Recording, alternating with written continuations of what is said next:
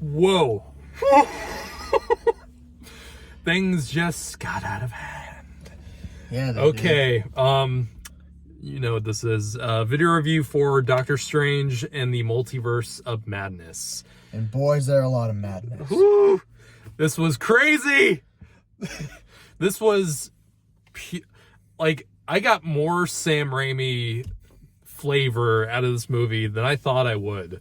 Because so. I thought this was going to be like half Sam Raimi movie and half, Marvel movie. It is like, I'd say it's 75% Sam Raimi and 25% Marvel. The amount of jump scares in this film. I'm really glad that I watched the Evil Dead movies before this, because this has a lot of this has so many of Sam Raimi's classic motifs. And if you've been a fan of his for a long time, like we both have, and like a lot of people have, like there's a lot of motifs in this movie that are carried over from like his older movies. Like, not to spoil too much, but there is the main MacGuffin in this movie is a book of it's called the Book of the Damned, which if you've seen Evil Dead, it's the Necronomicon, the Book of the Dead. And, it's there's a lot of his classic, filmmaking styles from the jump. Honestly, that shouldn't have been a spoiler if you've watched WandaVision. Yeah. The jump scares in this movie, there are a lot of jump scares. This feels like a horror movie in a large portion of it. Like, I was genuinely surprised. And I was surprised that Marvel let this much of an artist's vision shine through in one of their movies, which almost doesn't happen. Like, even a great director, and a movie honestly gave me more of what I wanted from a Doctor Strange movie. This movie is what I imagined the first Doctor Strange movie to be, because there's so much more spells. Yeah, not just that's not really what I mean. Like, Scott Derrickson directed the first Doctor Strange, and I was very excited when that was first announced, way before the first movie came out, because Scott Derrickson is, in my opinion, a tremendous horror filmmaker, behind Sinister and Exorcism of Emily Rose. And the movie I got in the first movie was not really what I thought I would get. Not that I don't like the first movie. I think it's perfectly fine. And there's a lot of great stuff in it, especially visually. It's just, I kind of wanted it to be more of a horror movie. That's just me personally. This gave me exactly the kind of movie I wanted from a Doctor Strange movie. I had a blast with this movie, and it's really going to be interesting because I don't think most general audiences are going to like this movie. I don't think that it is, because this movie is, this movie might be too subversive. It might be too subversive for a lot of audiences who are just looking for the usual Marvel film. Yeah. It's very different than normal Marvel. Not that I think this movie is without flaws. This movie is so fast-paced. This movie is very fast-paced. Literally, this is like a fucking roller coaster of a movie, and there's no breaks. That's kind of my problem with it. This movie does set up a lot of, backstory. It has a lot of, it has a lot of character. It has a lot of character to establish, and there's just I don't think there's enough time in this movie to devote it to everything, and it definitely does feel rushed. I know we've gotten a lot of them recently, but I feel like this movie could have done really well as a TV series. No, I don't think that. At least for pacing wise and setting everything up. This feels so much more cinematic than most of the Marvel movies do. And very much so.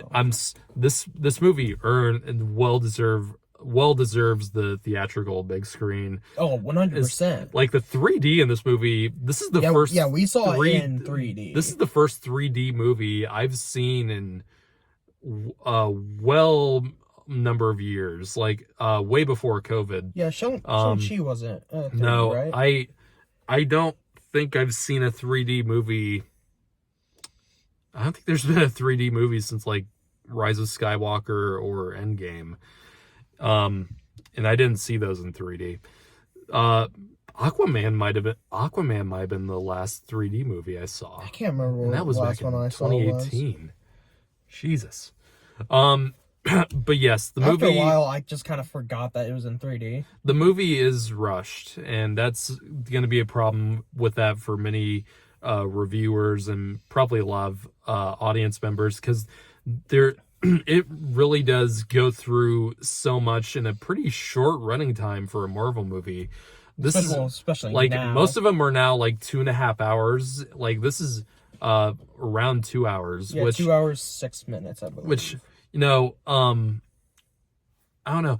I really loved this movie. I had a great time watching it, and it's going to be an interesting conversation with a lot of people just to see if it was too much for them, and it definitely will be too much for them. And if you're a fanboy and you're looking for a lot of cameos because it's a multiverse type movie, you're not going to be very happy. And I'm already seeing people be pissed that there aren't as many cameos in this as they thought. Yeah, a lot of people thought there was going to be so many. And if you're really only interested in seeing these movies just to see fucking, like, I don't know, just a one singular person that comes up for 1 minute, stop. You're a deeply unhappy person, and you have so little. To quote this movie, are you happy? Yeah, like you don't have. If you're really only interested in it just to see 1 like minute of something, like fucking Deadpool pop up for like a minute, you're really. There's no need to go to the movie then. Yeah, like. I hate that type of person, and I think No Way Home is really gonna set a terrible precedent for cameos, for not just cameos, but like big budget, like big blockbuster movies, because studios think the main reason No Way Home was and it probably was a huge success was because of, you know, the Tobey Maguire and Andrew Garfield parts in it, and that was a big reason why it was so successful, but it was still a good story. I think even if they weren't in it, that movie was great. It really depends on do they serve a purpose to the story, and in No Way Home they absolutely did serve a purpose.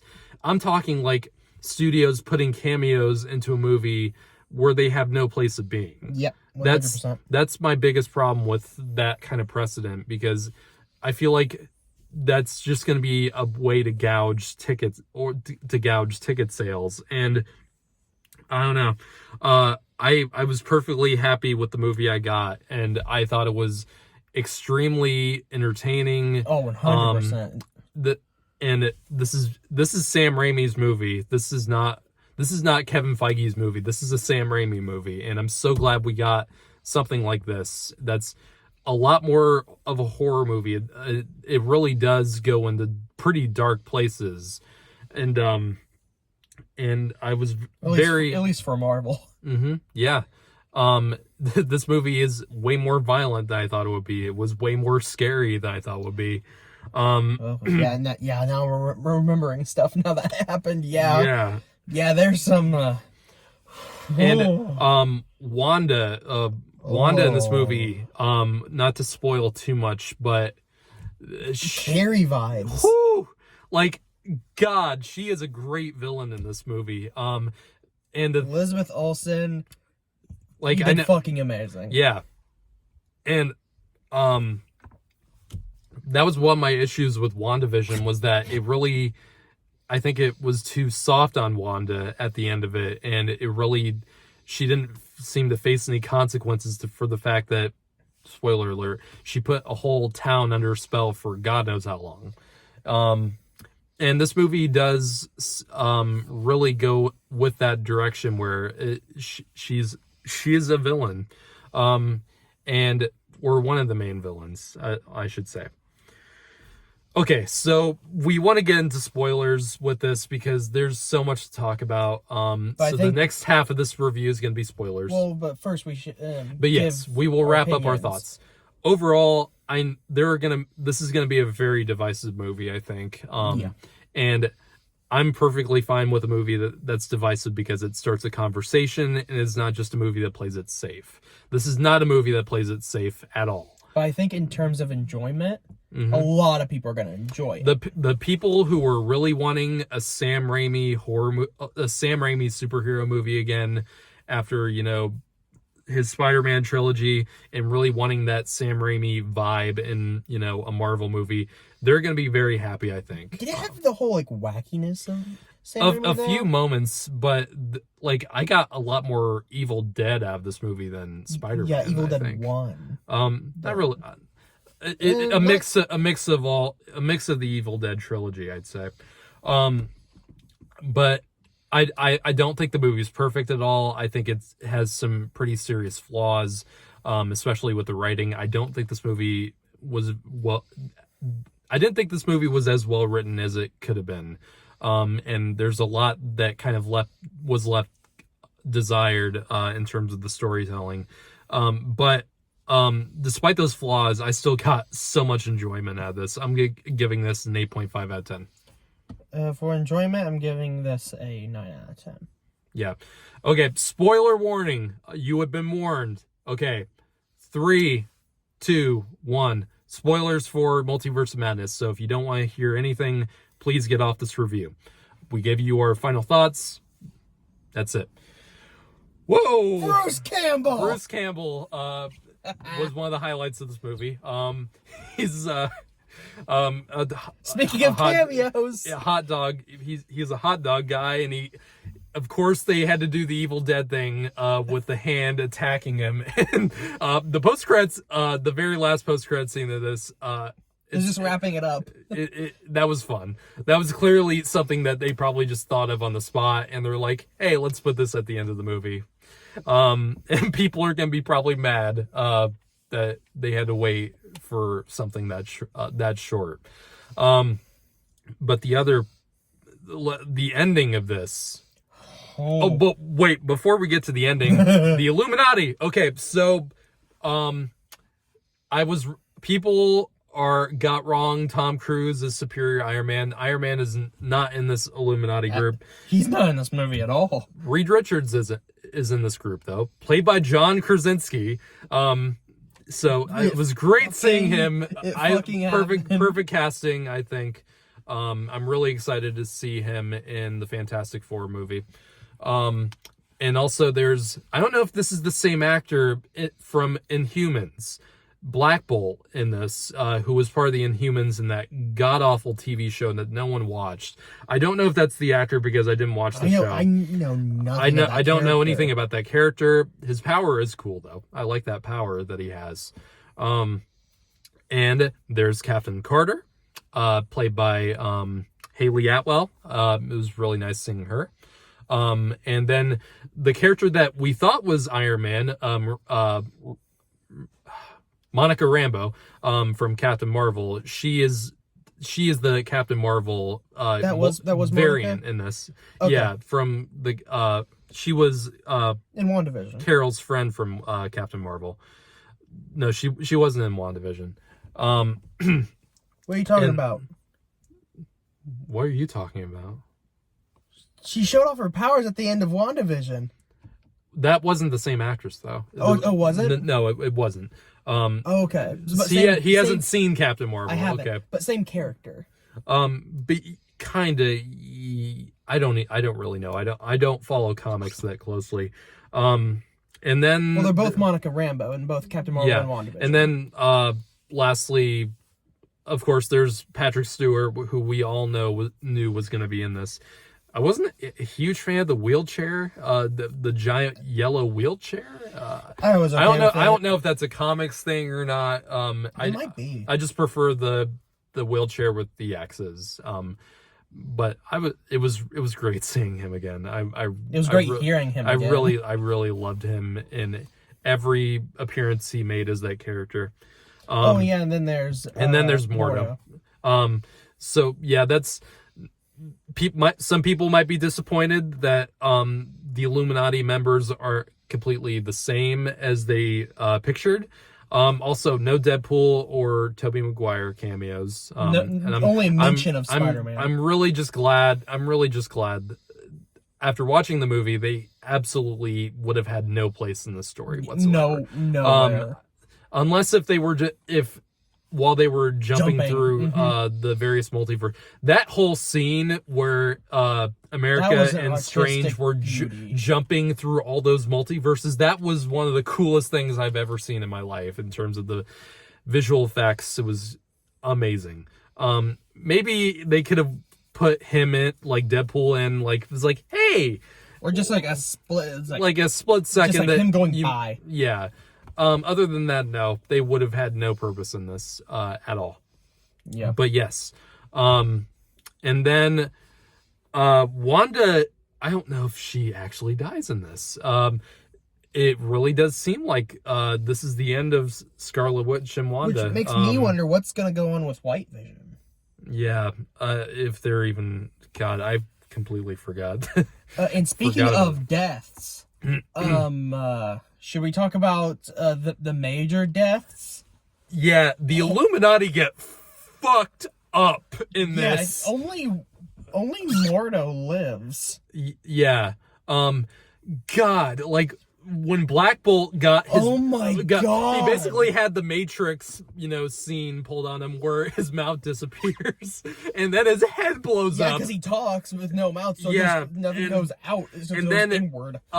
He's like, his head caves in, it goes out and it caves in. Mr. Fantastic gets unraveled. Yeah, it's almost like shredded almost, but unraveled. And then so the rest of the Illuminati get crushed, or Captain Carter gets cut in half. Gets fucking her own shield. Yeah. Whoa.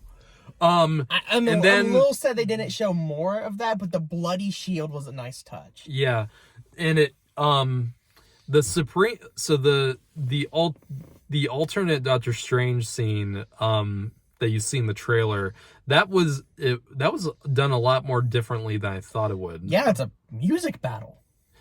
That was one of the greatest things I've ever seen. It came out of nowhere, and I loved seeing that. I think that's the hit of wackiness from Sam. And that was pure Raimi, and I adored seeing that. But he really got into the different types of spells that there could have been. Yeah. Because in the first one, it was all these orange same spells that were just these circles. Yeah, there was very little creativity with it in the first movie. Like, aside from the first movie really made iconic, the mirror dimension, and it's the visual effects in that were done superbly, and they continue to do more with it. But they were all the same. Yeah, this one is so much more creative with its wide variety. With its battle sequences. It was really great. What were we talking? Oh yeah, and then that Strange variant gets falls on spikes, and yeah, that was interesting. Now let's talk about the ending. Jesus. Like, which ending are we talking about? End credit or the very ending of, like, the right before the credits hit? Like, it comes out of nowhere, and that felt straight out of, like, the original Evil Dead, with, like, when it zooms in on Bruce Campbell as he's screaming, and then it cuts to black. That felt very reminiscent of that ending from Evil Dead to me. And then, so, was the normal Doctor Strange we were seeing not the normal Strange at all? Is that what we were supposed to get from that? No, I think it's still Strange. Like, the Darkhold still had an effect on him, but since he fought those demons away, it's not, like, making him evil. He still has just that side effect of the eye, perhaps. Shit. But sorry, then, I have one thing I have to talk to you, because I'm pretty sure this is like a Raimi thing. that fucking when Strange gets knocked out, and there's a transition of like the circle and closing. I was like, what the fuck? The transitions in this and the way things are edited, it's all Raimi. Like the scene where Mordo and Strange and America Chavez are in the mansion and they're talking about what the dream walking thing is, and it's all like everything's kind of fading in and out, and it was they're very Raimi. And the thing that he always strangely does in every one of his movies, where he stretches the frame out and like everything distorts, like it's done. It makes sense why they do it in here, because they get drugged. I don't. It doesn't really make much sense to me in some of the Evil Dead movies when they do it. It's just kind of wacky to be wacky. Yeah. Yeah. That's why I didn't really notice it too much, because it actually fit here. Mm-hmm. Yeah. Most of it fits. Like, I don't think this movie is too far style over substance. Like, unlike Army of Darkness. Despite the fact that, the movie is obviously rushed and it doesn't have enough time to go into everything, the style choices make sense, and I don't think people are going to be too upset with that. Yeah. So, last thing we should talk about is the first post-credit scene, where the Strange is meeting with Charlize Theron, as a character I never heard of. Yeah, I wonder how many people are gonna get it right off the bat. I don't know what this is. I don't know what that's leading into. I guess they're going back to Dormammu, because that's the dark dimension at the very end. Thing is, she talked about the insurgent. There was an insurgent that Strange caused. Mm-hmm. Which I don't remember when our Strange caused an insurgent, but apparently he did. It's very interesting. I mean, of course, post-credit scenes can always be retconned, because, I mean, they have in the past, because at one point, Thanos did fine, I'll do it myself, and he already had the gauntlet. But later on, it turns out he actually didn't. So he had it made later on. Mm-hmm. So that stuff isn't always exactly completely canon. It's canon right now, but that can be just retconned. But it's still really interesting of where this is gonna go.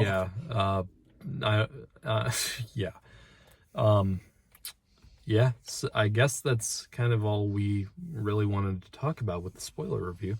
But thank you guys for watching, and take care.